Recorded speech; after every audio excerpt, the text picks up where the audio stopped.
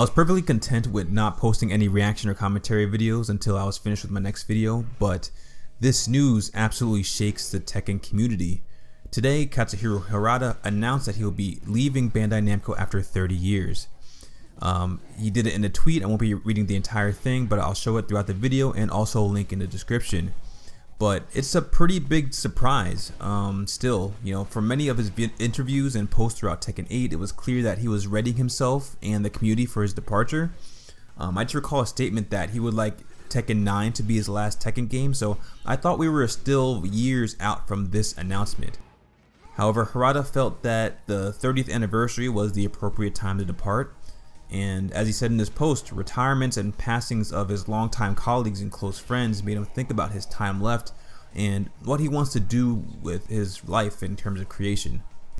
Even in the FGC, we are aware of the biggest departures like Street Fighter's Yoshinori Ono retiring in 2020, and just recently the passing of Tomonobu Itagaki in 2025, just a few months ago, both of whom have similar tenures in fighting and action games.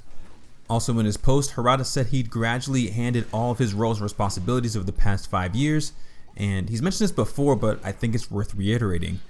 Because of how vocal Harada has been when it comes to announcements, interviews, and interacting with the community, it's easy to forget that he's not the lead developer of Tekken, but rather the producer for action and fighting games at Bandai Namco. When it comes to the games themselves, Nakatsu, Kohei Ikeda, has been at the helm as game director since Tekken 7. So I would not attribute any balancing decisions for Tekken 8 and Season 3 to Harada leaving Bandai Namco. Still, his leaving is very sad news because Harada to me has been a very strong advocate for Tekken and its players. I don't have inside knowledge of the workings of Bandai Namco, but when it comes to large companies, the big decision makers tend to be less concerned with the consumer experience and more focused on how the product is valuable to the company. I imagine that positions like Harada's have to constantly justify the higher-ups for investing in their projects and products. If you've been in that position, to say that role is challenging would be a huge understatement, especially when you have a deep care for that project. Many of us recall during Tekken Tag 2 when Harada stated that he would not allow characters and stages to be paid DLC. And this was around the same time Street Fighter got into heat for having on-disc DLC for Street Fighter X Tekken, a controversy that basically killed that game. Obviously we have paid DLC characters in Tekken since then, and while many say this is Harada going back on his word, I see it as the reality of being a project manager that things will not always go the way you want to.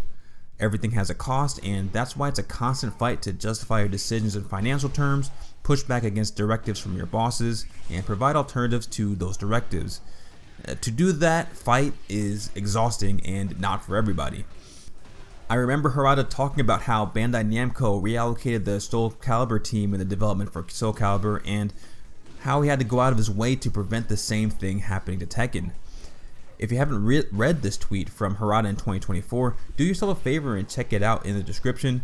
It is an absolute goldmine of info about the workings of the development teams at Bandai Namco.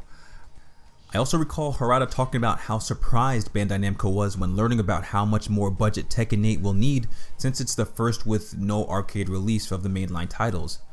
We see that also that the Tekken project team puts effort into the design of its characters by personally going to these locales and to learn and incorporate elements of their cultures. Not every manager will or even can do this, but it is a luxury that Tekken benefits from. Now, it definitely has not all been sunshine and rainbows. For a long time, Harada was against adding frame data in the games and has suggested using AI to seamlessly replace human players that disconnect in online matches, both stances I heavily disagreed with. For Tekken 8, the communication regarding the shop and the release of the game was deceptive. The quality of the items in the shop and the battle passes, such as costumes from previous games, are just passable in my opinion. And the battle design is currently at a point where I no longer have the desire to play competitively or even buy all the DLC characters, which is a first for me.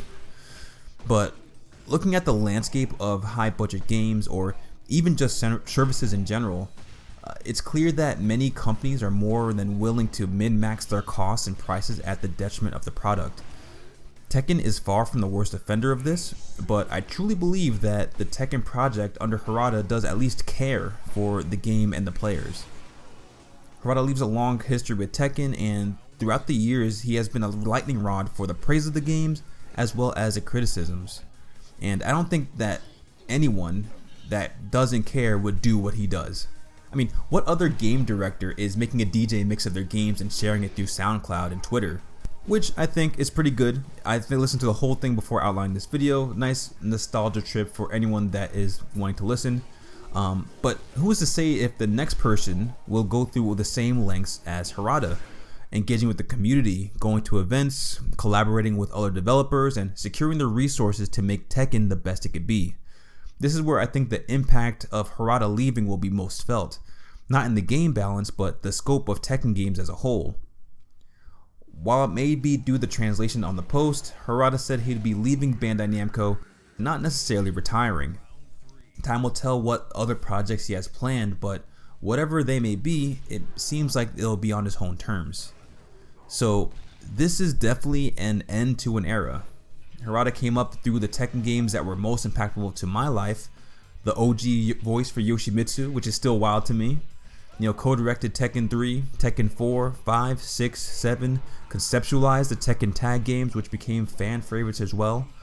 But yeah, Tekken would not be the same without him. I would not be the same without his work through Tekken.